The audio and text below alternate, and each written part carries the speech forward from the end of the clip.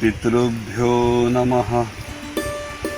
ओम पितृभ्यो नमः।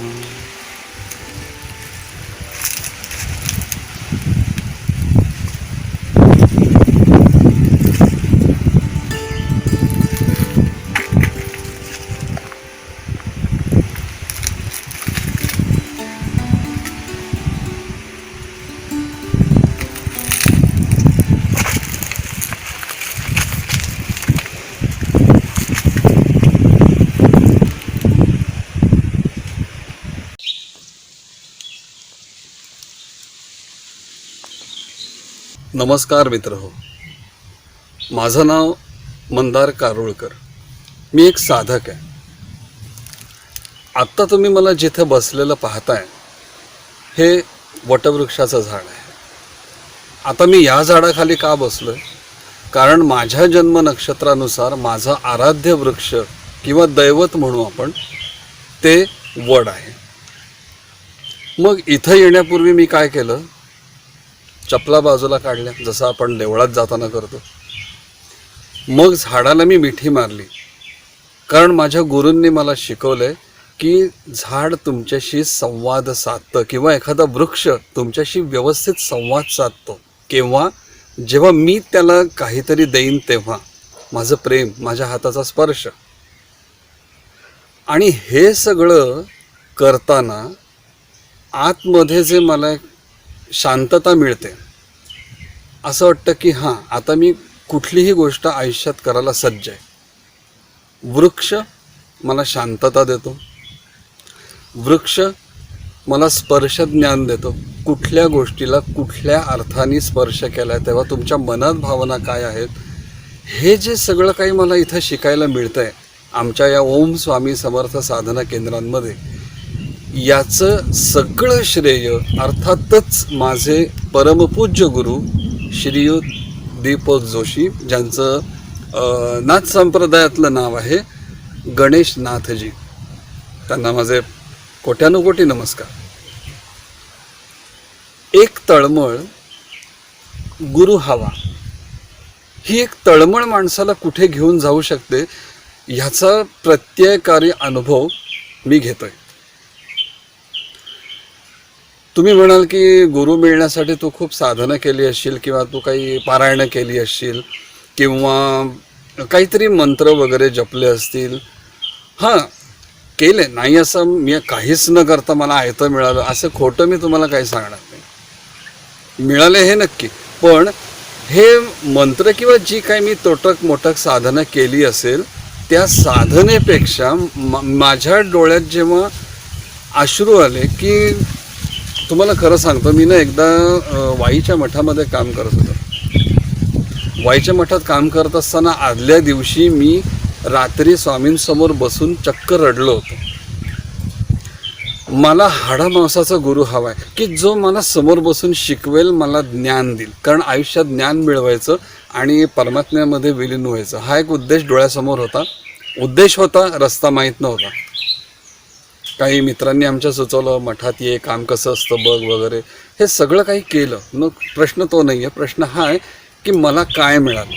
आपल्याला कुठेही या भूतलावर काहीही मिळू शकतं या गोष्टीवर माझा विश्वास बसला तेव्हाच की जेव्हा तुमची मनापासून आणि प्रामाणिक अव्यभिचारी तळमळ असेल तेव्हा। माझी तळमळ होती, स्वामी मला गुरु हवाय, गुरु हवाय। तो आत्तापर्यंत आपण जे काही वाचनामध्ये आपल्या आलेलं आहे की हां, अमुक एक मिळण्यासाठी, अमुक सिद्धी मिळण्यासाठी, अमुक सिद्धी मिळावी म्हणून अमुक तमुक करावं, हे नको। कारण ह्याच्यातनं मला परमात्मा नाही मिळणार। मला परमात्म्याचा रस्ता जो आहे ना, तो माझा गुरु मला दाखवणार।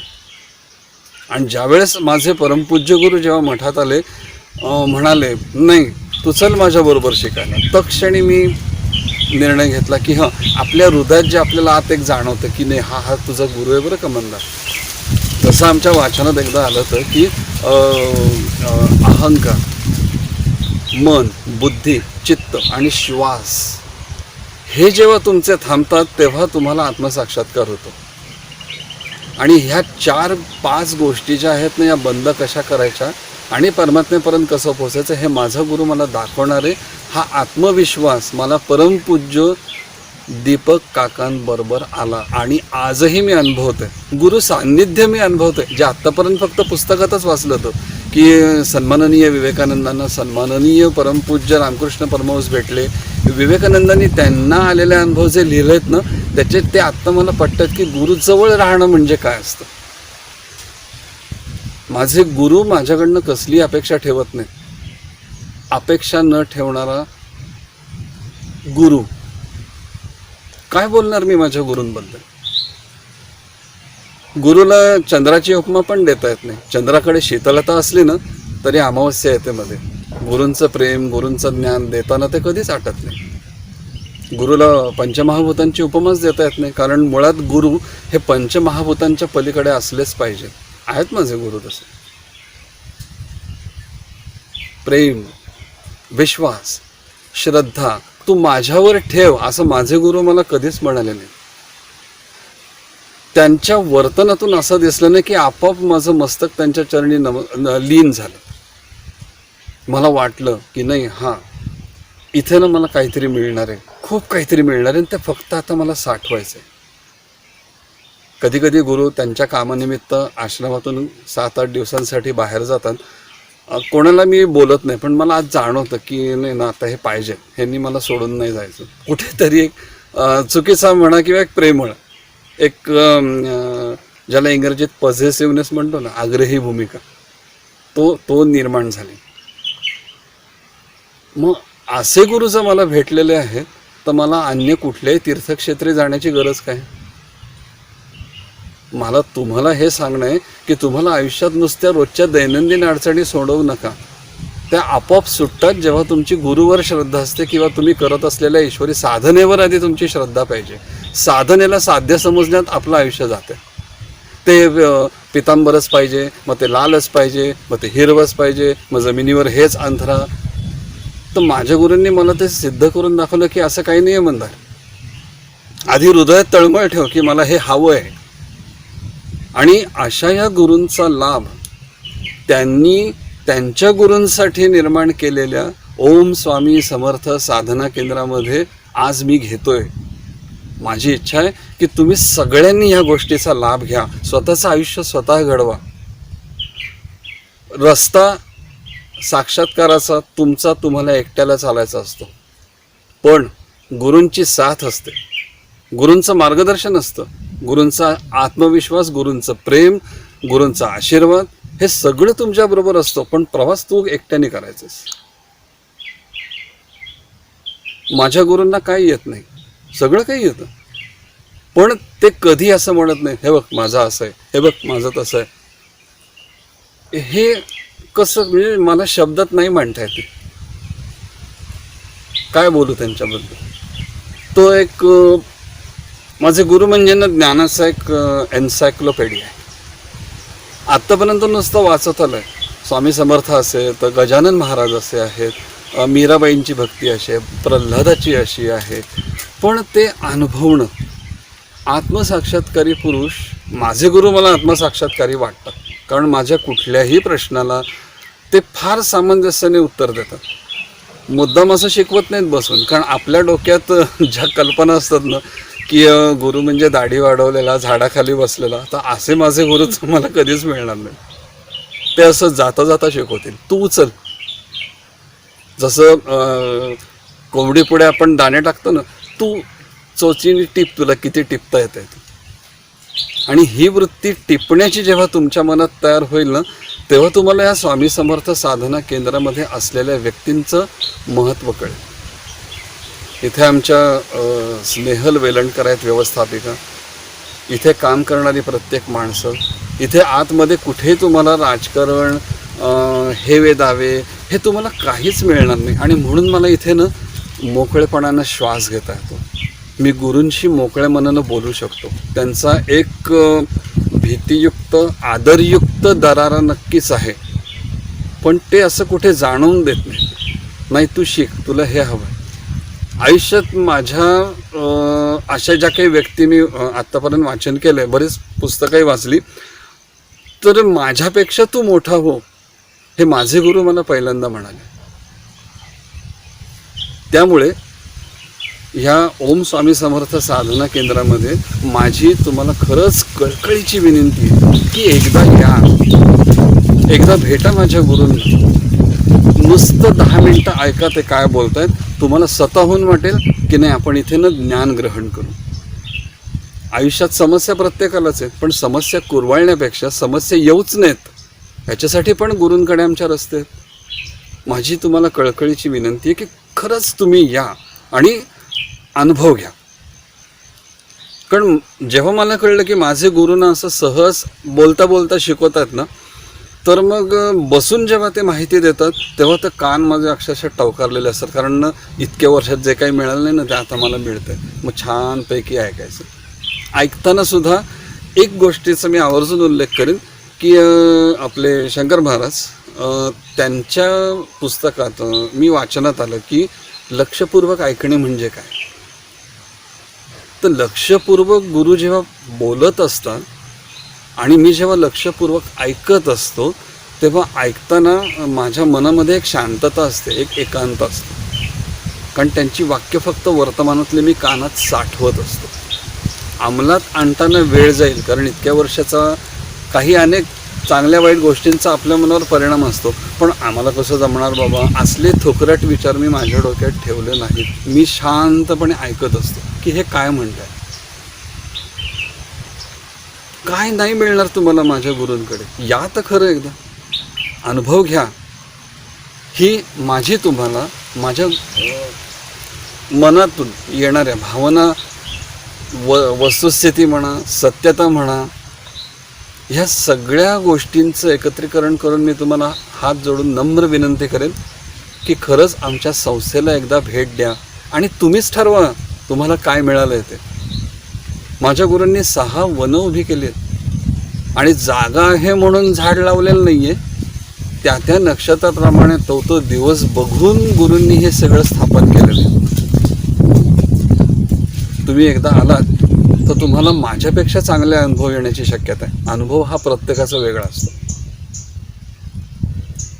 पण त्यातून मी शिकेन, वेळ लागेल. एक गोष्ट एकदा कानावर पडली की आपण लगेच नाही शिकू शकत, कारण आपण विवेकानंद नाही आहोत. हे आधी डोक्यात पक्क करायचं आणि मग एक मुंगीप्रमाणे ना साखर खायची. हत्ती होऊन काहीतरी मोठं तोडायला जायचं नाही. मला लीनता, नम्रता सुदैवानं थोडीफार आधी होती, म्हणजे असं लोक म्हणतात.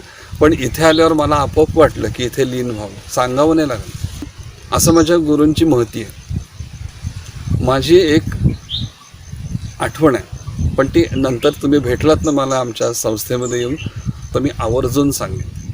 खूप अनुभव स्वामींनी दिले. स्वामींनी गुरु दिलेत रडल्यावर, अजून काय बोलायचं याच्यापेक्षा. आता माझा प्रवास संपूर्ण भूतावर असलेल्या प्राणीमात्रांचं प्रेम, अनेक असलेले होऊन गेलेले संत, माझ्या गुरूंचा आशीर्वाद, आईवडिलांचा आशीर्वाद, यांच्या सहाय्यानं मी आता माझं सर्व साधना पूर्ण करणार. आश्रमातनं प्रत्येक माणसाकडनं मिळणारं प्रेम, ज्याच्यासाठी मी आसुसलेला असतो काय, ते मिळालं. त्याच्यानंतर माझे बहीण, माझे मेवणे, माझे अनेक मित्रमंडळी, हे सगळ्यांचं सहकार्य आज मला आहे ना, म्हणून मी आज इथं राहू शकतो. या सगळ्या मंडळींनी माझ्यासाठी खूप केलं आहे. माझे गुरु माझ्यासाठी खूप करतात, पण आता मला त्यांना द्यायचं आहे. मग आता द्यायचं आहे ना, तर मी पूर्ण शिक्षण घेऊनच देईन. आणि माझी खात्री आहे की माझ्या गुरूंच्या आशीर्वादाने, स्वामी समर्थ आणि भगवान श्रीकृष्णांच्या आशीर्वादानं मी लवकरच ह्या गोष्टीस पात्र होऊन इथून सगळं ज्ञान प्राप्त करेन. पुनश्च एकदा आवर्जून सांगेन की आमच्या ओम स्वामी समर्थ साधना केंद्र, वडघर, पांगळोली, श्रीवर्धनमध्ये आवर्जून या. धन्यवाद.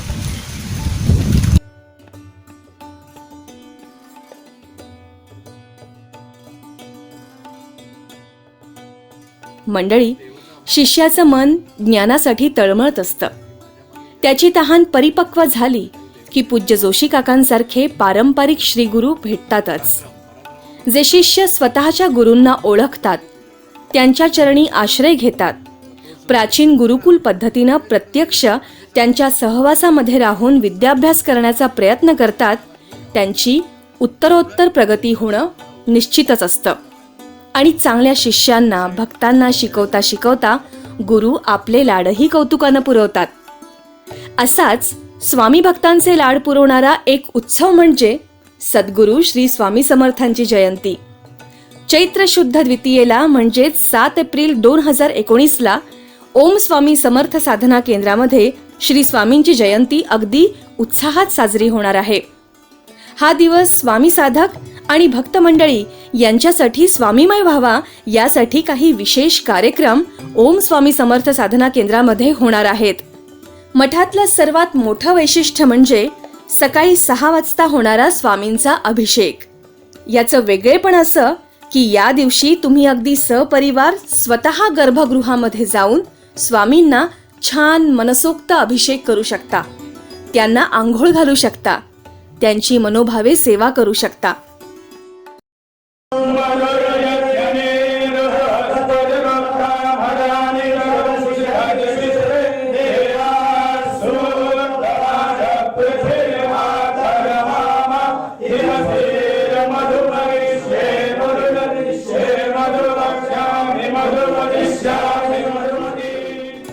मंडळी, स्वामींचा हा जन्मोत्सव सुरळीतपणे आणि भव्यतेने पार पाडण्यासाठी आम्हाला तुमच्याही मदतीची आवश्यकता आहे. या दिवशी जो महाप्रसाद तयार केला जातो त्यासाठी तुम्ही धान्य, वस्तू किंवा रोख देणगी अशा विविध स्वरूपात सहभागी होऊ शकता. तुमचे दान स्वीकारण्यासाठी कृपया श्री तुषार साळुंखे पुणे किंवा स्नेहल वेलणकर श्रीवर्धन मठ यांना या क्रमांकावर संपर्क साधा. स्वामींच्या या जन्मोत्सवाच्या सेवेमध्ये कोणत्या ना कोणत्या मार्गाने सहभाग अवश्य घ्या. पण मठामध्ये स्वामींचे कौतुक करण्याच्या या सोहळ्याला सपरिवार नक्की या. आमचा पत्ता आहे